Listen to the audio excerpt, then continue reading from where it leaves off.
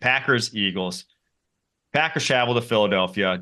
Big dogs. You guys already given them no chance whatsoever in this game. But I wanted to start with where the Eagles thrive and where the Packers surprisingly have been okay this year. The Eagles Yeah. rushing game, number one in the NFL by whatever metric you want to go for. Efficiency, effectiveness, total, it's all there. They are dominant. There's no doubt about that. The Packers have quietly been the seventh best defense in against the run in EPA per play this season. They have held their own on a week in and week out basis, but is there any chance they hold their own against this Philadelphia Eagles team, Kyle?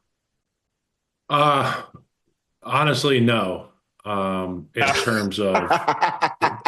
In terms of what we're asking right now, do I think that a Yeah. well-rested Philadelphia Eagles offensive line in Philadelphia in round one of the playoffs is going to not dominate the Green Bay Packers front seven? And I just say that's going to happen.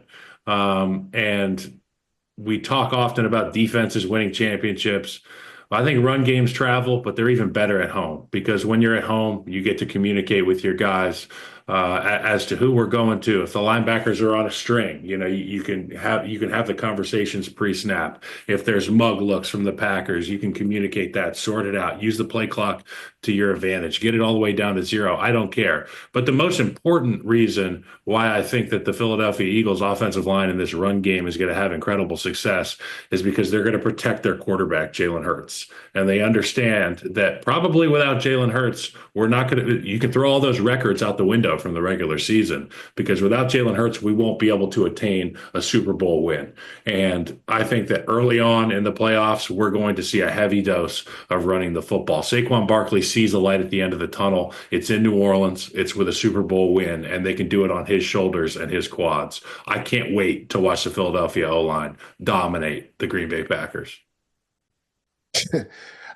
Mike and Kyle, when you look at this game, right, we're talking about the Packers run defense versus that potent Eagles rushing attack. I think I would feel a lot more comfortable if Jair Alexander, and I know we're talking about the run defense, but if Jair Alexander was playing on the outside, because when you're facing the Philadelphia Eagles, it's like, do you want death by 1,000 paper cuts in regards to the run game? Or do you want to give up the explosive pass plays to Devontae Smith and A.J. Brown? And I say that in regards to Jair Alexander because that Green Bay defense is just totally different when he's on the field. Like the energy that he brings to that defense, you can man him up with an A.J. Brown. We saw what he did to Justin Jefferson, and we saw what he did to CeeDee Lamb last year in the playoffs. Like this guy plays at a different level. And Kyle, there's always one guy on the team that kind of brings that juice every day. And that is their energy starter, and they don't have him. So when I look at this game, the guys in the interior defensive line, Kenny Clark, Devontae Wyatt, Kobe Wooten, and then the two linebackers, Edrin Cooper, and it looks like Quay Walker will play. He's missed a couple games. He's practicing this week. They have to be man amongst boys because you got to pick your poison. It's just like, do we put an extra guy in the box and have our backup corners go against Devontae Smith or A.J. Brown?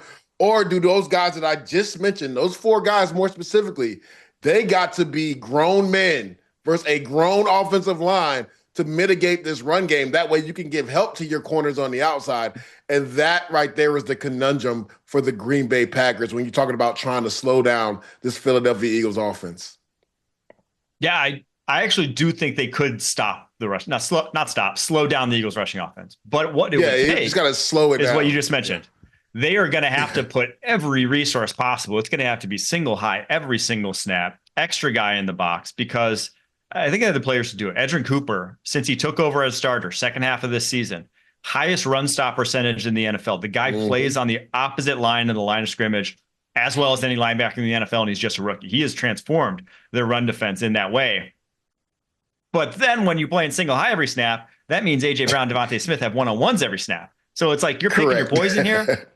I do think that they'll pick that poison. They'll say, we'll play the high-risk game of letting our corners get those one-on-ones. We'll maybe give up some big plays, but we can't get gashed and can't just get leaned on by this Eagles front all day long. That's not the way that that's not going to give them a chance to win. It just flat out isn't. So I think that's their strategy, but ultimately it is going to be which way do you want to be killed by this Eagles offense.